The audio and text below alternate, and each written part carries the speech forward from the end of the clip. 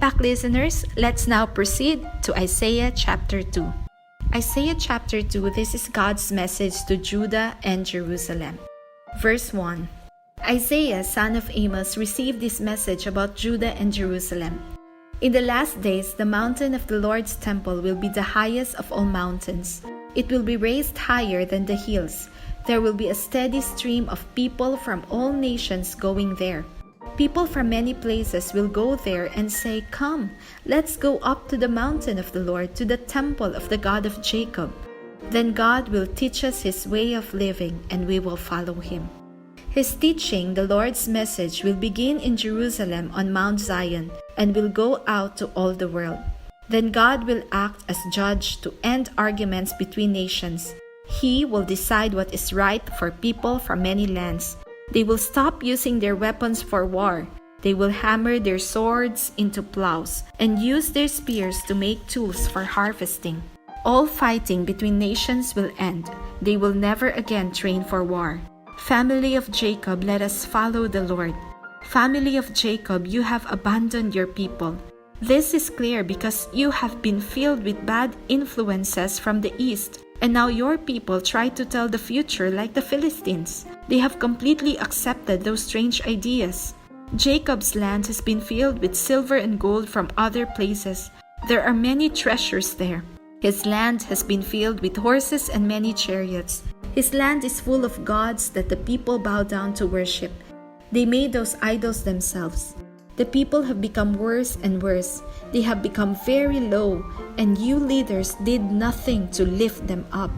You should be afraid of the Lord. Go, hide in the dirt and behind the rocks. Hide from His glorious power. Proud people will stop being proud. They will bow down to the ground in shame, and only the Lord will still stand high. The Lord all-powerful has a special day planned when He will punish the proud and boastful people. They will be brought down. They might be like a tall cedar trees from Lebanon or the great oak tree from Bashan, but they will be cut down. They might be like the tall mountains and high hills or like the tall towers and high walls, but they will be brought down. They might be like the great ship from Tarshish, filled with such wonderful cargo, but they will be brought down. At that time, those proud people will fall. They will bow low to the ground, and only the Lord will stand high. All the idols will be gone. People will go into the holes in the ground and the cracks in the rocks because they fear the Lord and His great power as He stands to shake the earth. At that time, people will throw away their idols they made from gold and silver. They made these statues to worship, but they will throw them into holes in the ground where bats and moles live. They will go down into cracks in the rocks and boulders because they are afraid of the Lord and His glorious power as He stands to shake the earth. Stop trusting other people to save you. Do not think too highly of them. They are only humans who have not stopped breathing yet. This is Isaiah chapter 2.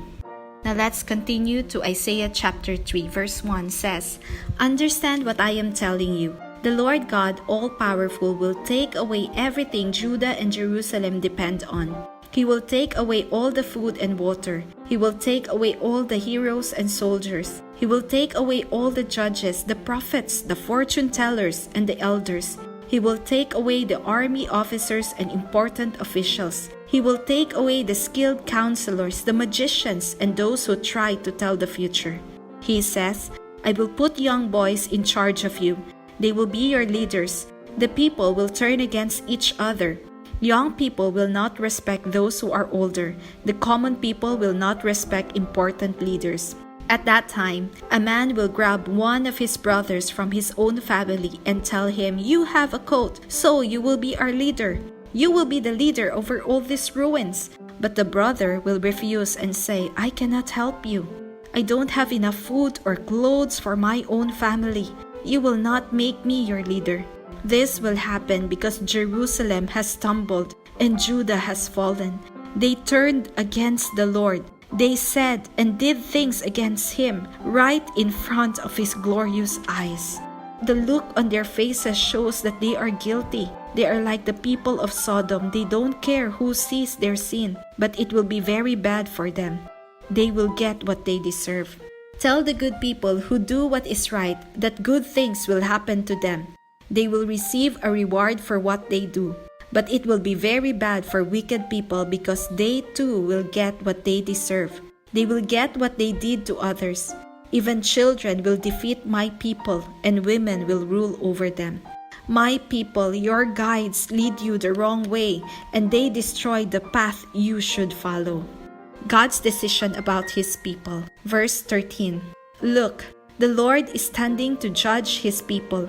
The Lord is ready to present His case against the elders and leaders of His people. He says, "You people have burned the vineyard, and what you stole from the poor is still in your houses. What gives you the right to hurt my people?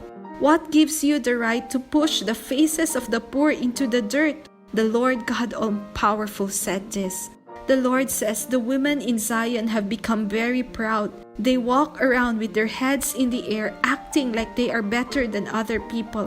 They flirt with their eyes and make tinkling sounds with their ankle bracelets as they take their quick little steps. The Lord will put sores on the heads of those women in Zion. The Lord will make their heads bald. Then the Lord will take away everything they are proud of. The beautiful ankle bracelets, the necklaces that look like the sun and the moon, the earrings, bracelets, and veils, the scarves, the ankle chains, the clothes belt worn around their waists, the bottles of perfume, the charms, the signet rings, and the nose rings, the fine dresses, robes, veils, and purses, the mirrors, linen dresses, turbans, and long shawls. Those women now have sweet-smelling perfume, but it will get moldy and stink. Now they wear belts, but then they will have only robes to wear. Now they have their hair fixed in fancy ways, but then their heads will be shaved. They will have no hair.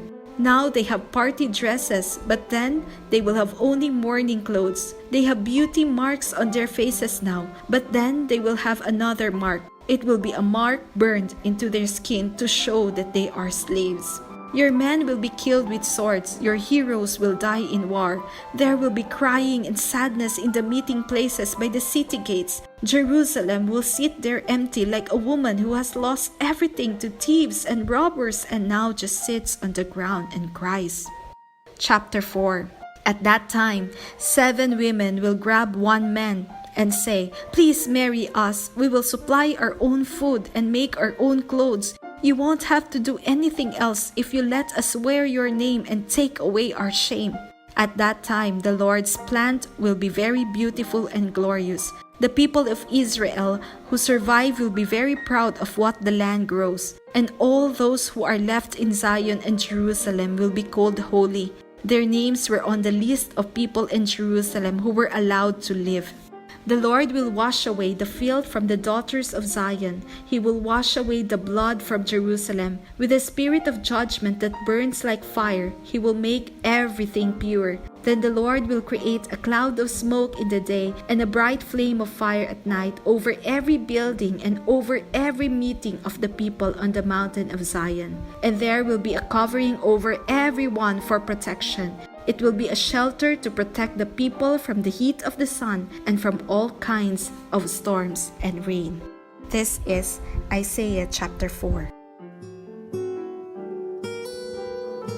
Let's pray. Father in heaven, indeed you oppose the proud but give grace to the humble. Have mercy on us. Have mercy on our leaders, on our city, on our country. We have relied on some people and mediums to instruct us and to foretell our future. Forgive us, Lord, for this sin of divination and witchcraft. Forgive us for treating our servants and poor people without respect. We repent of these sins. In Jesus' name, we renounce and cut off any ungodly connections or soul ties with these practices and people who continue with such practices. And Lord, thank you, because you will teach us your ways. We will learn from you. Thank you, Lord, because you are all-knowing. You know the end from the beginning. You are the only one we turn to. And may you guide us and enable us to do the right thing. Purify us, protect us, shelter us, and all those whose hope is in you. Holy Spirit, may you seal this prayer. In Jesus' name, amen.